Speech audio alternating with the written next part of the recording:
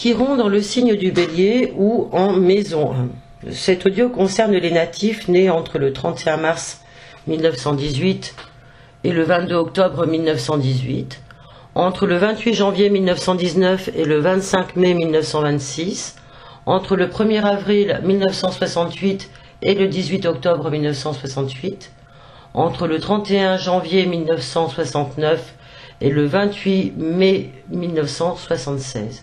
Et puis tous ceux qui, à partir du 18 février de cette année et jusqu'au 19 juin 2026, vont naître ou sont déjà nés.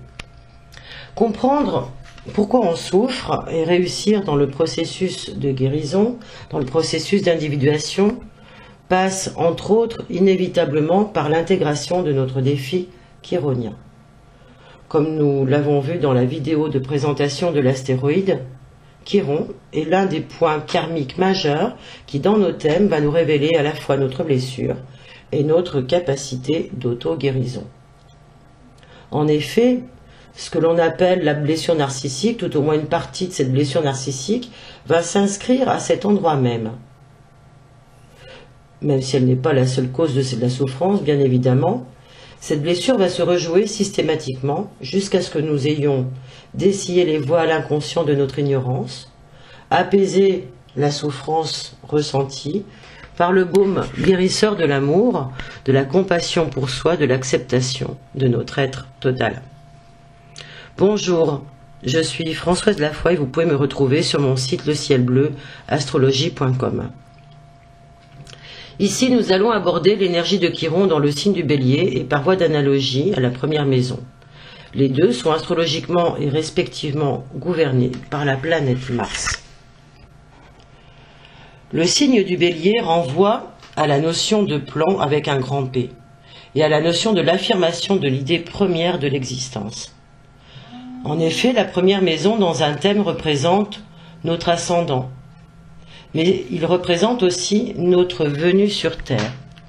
Le Bélier étant le premier signe du zodiaque, il renferme toute la puissance de l'énergie mentale et de l'énergie de vie. En ce sens, on peut dire que le Bélier est un pionnier. C'est lui qui ouvre les chemins encore inexplorés, et c'est pour être dans cette dynamique permanente de vie et de mouvement que son maître, la planète Mars, va symboliser dans nos thèmes notre agir et l'action créatrice. Alors dans ce contexte du signe du Bélier, comment la programmation de la blessure chironienne s'est-elle installée? Chiron, on le sait, va venir blesser pour mieux réparer quelque chose dans le côté narcissique de notre être.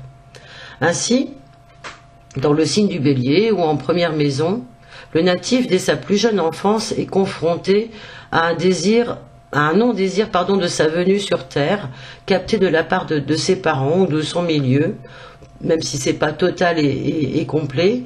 Cela se traduit en fait par la mémoire d'une césure violente, coupant net son initiative de venue sur Terre, et cela crée une blessure au moi pionnier.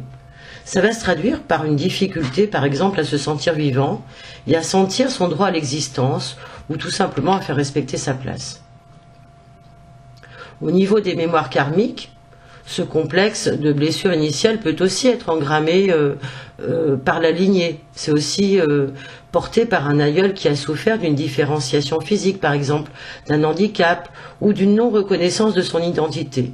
Bref, pour X raisons, spirituelle ou autre, cet aïeul nous transmettra le port de cette charge émotionnelle non résolue. Et cela va faire partie de notre projet sens, de notre continuum de conscience. Il va falloir le travailler pour le transcender et le transformer.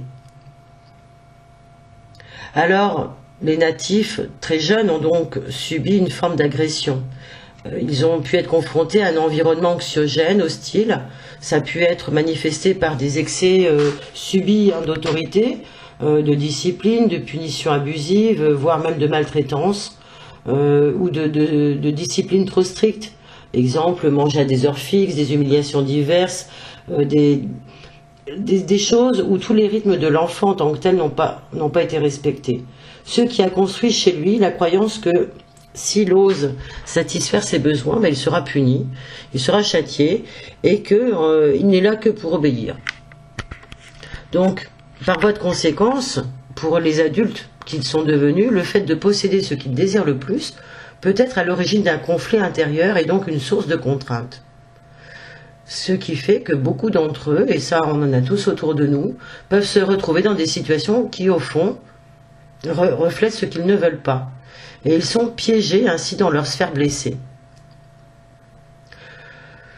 Depuis leur naissance, ces natifs ont pu à un moment donné se sentir incapables, pas à la hauteur, et afin d'éviter que cela se reproduise, au moment même où ils doivent choisir, ils ont une tendance à prendre exemple sur les autres, c'est-à-dire à leur emboîter le pas, tout en nourrissant de la rancœur à leur égard.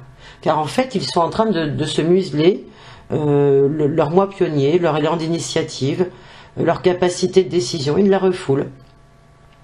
Et entretiennent comme cela la croyance d'être convaincus de ne pas avoir de volonté propre.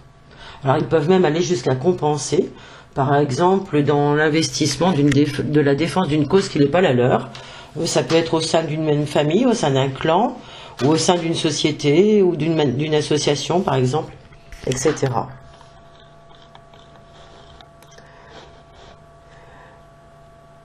Quelque part, ils se sentent tellement rejetés inconsciemment ou incompris, indésirés, qu'ils pensent vraiment de surcroît qu'ils sont incapables de demander de l'aide et sont convaincus surtout de devoir faire tout seuls. Alors c'est des gens qui ont beaucoup de difficultés à venir sur le chemin du développement personnel ou tout au moins de la thérapie parce qu'ils s'en sentent interdits quelque part. Alors concrètement dans leur quotidien, ça pourra jouer dans la relation avec eux-mêmes dans une quête identitaire où le natif, tant qu'il ne se sera pas trouvé, pourra ressentir beaucoup d'agressivité, beaucoup d'impatience, de colère, etc. Et va avoir le comportement aberrant de s'atteler à des tâches herculéennes, mais toutes plus ou moins vouées à l'échec, comme s'il voulait prouver son existence par le mérite qu'il en avait et qu'il en attendait l'approbation des autres. Alors bien souvent, ce sont des natifs qui peuvent tomber malades plutôt que de devoir prendre des décisions, ou encore qui refusent de mettre un terme à leur travail. Ça peut être aussi des personnes qui vont chercher à se définir par le regard des autres, mais cela ne lui permettra pas de se forger une identité personnelle. Il y aura en fait toujours un écho, une résonance avec la naissance physique. Alors si celle-ci s'est déroulée dans des conditions de peur ou des conditions traumatisantes, parce que médicalement voilà c'était le cas, chaque nouveau départ dans la vie va être l'occasion de résistance, d'agitation, de contexte anxiogène en fait. On peut parler aussi, par exemple, de personnes qui se mettent à boire dans des circonstances, par exemple parce que à la naissance, la mère a été anesthésiée. Ça, c'est un cas typique de chiron en poisson maison 1. Voilà. Ces natifs s'identifient à leur goût, à leurs besoins, à des envies et cherchent toujours des points de repère à l'extérieur. Mais au fond, se sentent terriblement seuls et peuvent en souffrir énormément. Ils ont beaucoup de difficultés à s'incarner. Ils ont été coupés de leur élan premier et du coup ne s'autorisent pas toujours à le retrouver. C'est ce qu'on appelle en somme le déni de soi. Ils vont le ressentir jusqu'à la résolution, la prise de conscience de celui-ci et jusqu'à la guérison de cette blessure. Parce qu'en eux, il y a une puissante attraction pour retourner dans le monde d'en haut, là d'où ils viennent, puisqu'ils ne se sentent pas réellement acceptés sur Terre. Donc il y a une position très délicate dans ce chiron, qui peut amener à des résolutions de conflits dramatiques. Hein, je pense au suicide notamment. Alors au niveau de la santé physique et du physique, au niveau de la santé, le corps des natifs ayant cette position de chiron, en bélier ou en maison 1, ce corps peut être à un moment donné la source d'une gêne, voire d'une honte existentielle. Même dans un tout petit détail du corps. Voilà, c'est quelque chose qui a pu marquer la croissance de l'individu.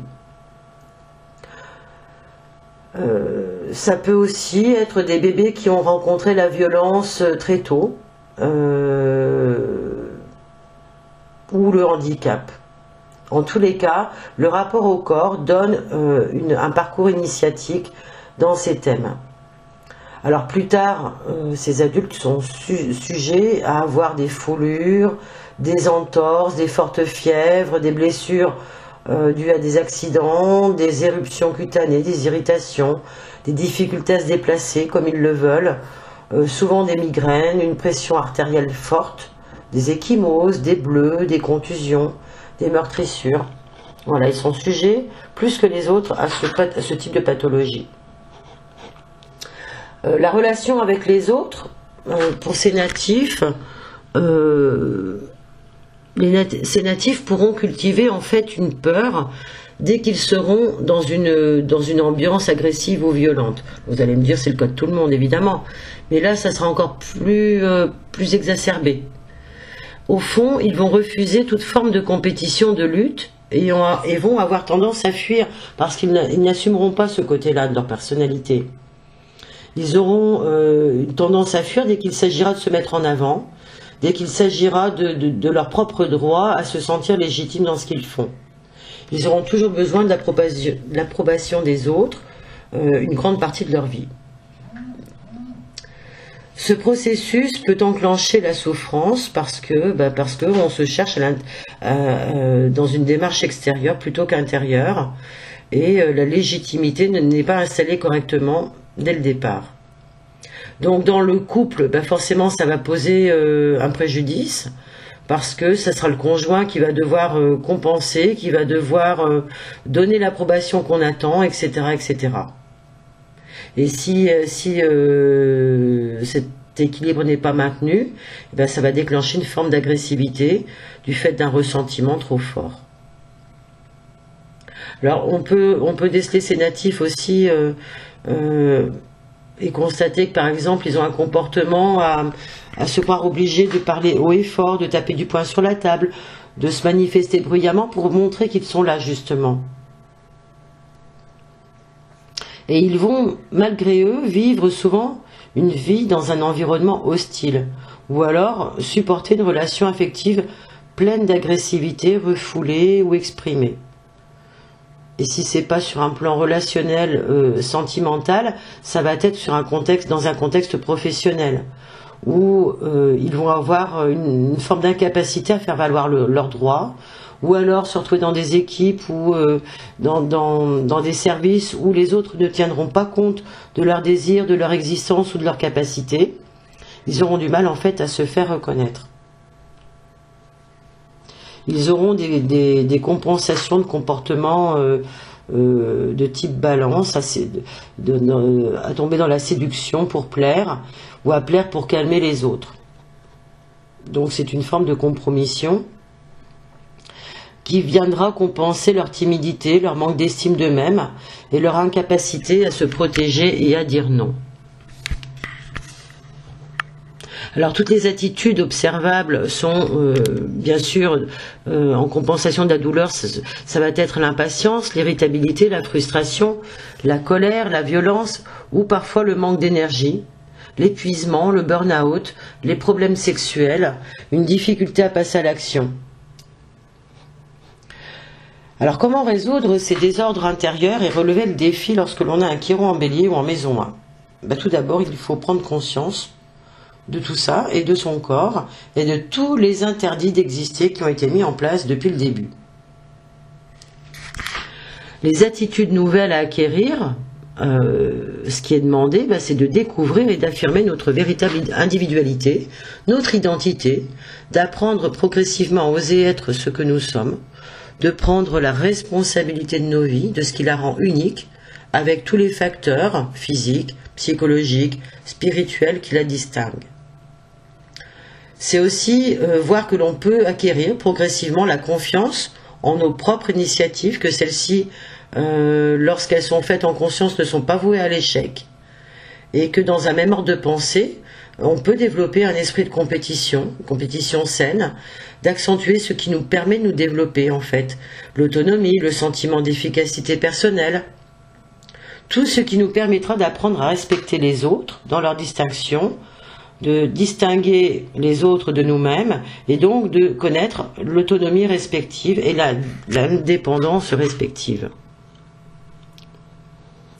On pourra aussi cultiver et rechercher le fait d'apprendre à être patient, le fait d'être doux, réceptif, dans la contemplation plutôt que dans l'action, et de progressivement s'entraîner avec des méthodes telles que la visualisation, l'hypnose, s'entraîner à voir ce que l'on aimerait vraiment être et devenir.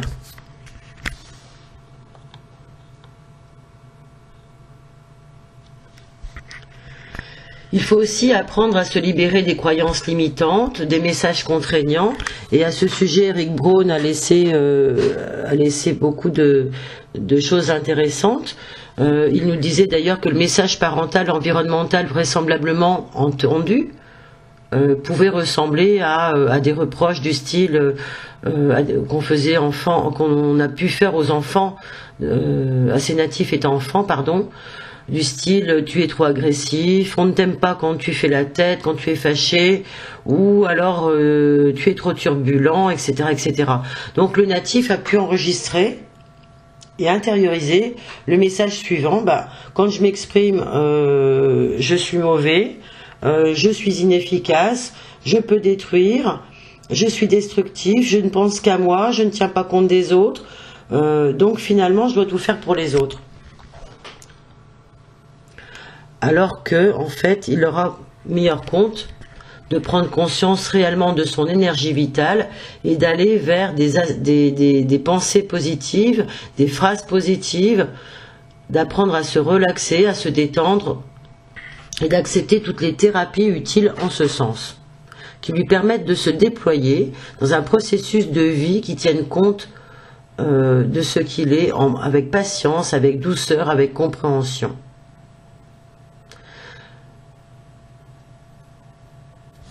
C'est la pratique de l'action juste, de la méditation active, de tout ce qui peut être aussi en rapport avec le corps. Je pense notamment à l'ostéopathie crânienne, qui peut être très utile pour ces natifs. Et puis les arts martiaux, évidemment. La danse, le tai chi, voilà. Et puis il y a plein d'autres choses qui peuvent être utiles. Alors une fois qu'on a commencé d'opérer le processus de prise de conscience, déjà, qu'on a vu comment ça jouait dans nos vies et comment Chiron pouvait nous montrer, nous révéler notre capacité d'auto-guérison pour trouver à l'intérieur de nous la blessure et le guérisseur en nous qui allait guérir cette blessure. Eh bien tous ces natifs pourront ensuite aider les autres sur les plans suivants. Alors, par exemple, ils vont pouvoir aider les autres à être beaucoup plus conscients de leur lien avec leur soi éternel, avec leur conscience supérieure. Ils vont pouvoir aider les autres à acquérir plus d'autonomie et d'indépendance. Ils vont être capables d'aider les autres à affirmer leur potentiel, à manifester leurs objectifs personnels, à prendre des décisions justes, à apprendre à être dans la décision personnelle. Ils peuvent aussi avoir cultivé une habilité à montrer aux autres comment ralentir, à être plus patient, plus persévérant, comment canaliser leur agressivité et aussi comment manifester le courage d'être différent. Ça va être de bons coachs qui vont aider les autres et les encourager à assumer leur originalité et leur indépendance. Ils pourront leur montrer leurs faiblesses et que dans leurs faiblesses, circule une énergie qui est phénoménale et que cela devienne force d'appui devant les peurs qui peuvent être sur le chemin. Ces natifs avec Chiron en bélier ou en maison 1 sont capables vraiment de responsabiliser les autres. Ils sont doués pour agir d'une manière spontanée, avec beaucoup d'intuition, de compassion, d'innovation et d'initiative pour le bien-être des autres. Ils savent acquérir la force au contact des difficultés et se relever des conquêtes de haute lutte contre l'adversité.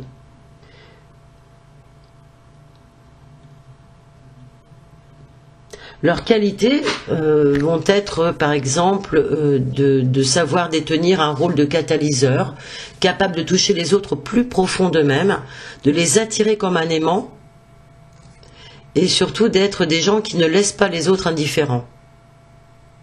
Parce que, à force, le natif est perçu comme un être déterminé, plein de dynamisme et d'enthousiasme, et qui aura réussi à honorer l'existence elle-même, ainsi que le rôle qu'il y joue. Ce sentiment de confiance va pouvoir ainsi inspirer les autres et répondre à tous les courants de la vie qui s'installent avec le temps. Alors je vous remercie bien sûr pour votre écoute. J'espère que cette étude, même si elle n'est pas exhaustive et qu'elle donne quelques pistes, vous aura éclairé. Je vous invite à poursuivre bien sûr avec l'étude de votre propre chiron en cliquant sur le lien en dessous de la vidéo ou en me rejoignant directement sur mon site www.lecielbleuastrologie.com ou en passant par ma page Facebook Le Ciel Bleu Astrologie Holistique.